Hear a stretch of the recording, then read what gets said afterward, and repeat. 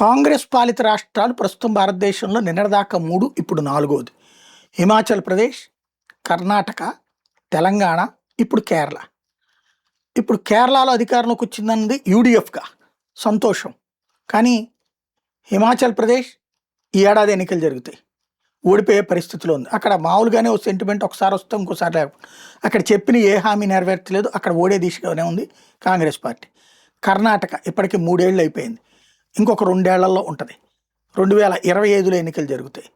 అక్కడ పరిస్థితి చూస్తే తీవ్రమైనటువంటి అవినీతి, ఆశ్రిత పక్షపాతం, అహంకారపూరిత ధోరణి దెబ్బతీసే పరిస్థితుంది. హామీలు ఏమీ నెరవేర్చకపోవడం, 100లో 3 నెరవేర్చి 300 చేసినట్టు చెప్పుకోవడం. తెలంగాణలో సేమ్.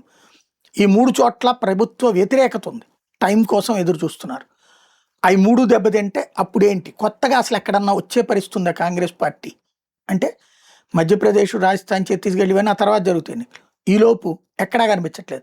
పంజాబ్ ఒకటి ఎన్నికలు జరుగుతాయి. పంజాబ్లో ఆమ్ ఆద్మీ పార్టీని కాదని కాంగ్రెస్ తెచ్చుకోగలిగితే ఓకే, లేకపోతే కాంగ్రెస్కి సమస్య.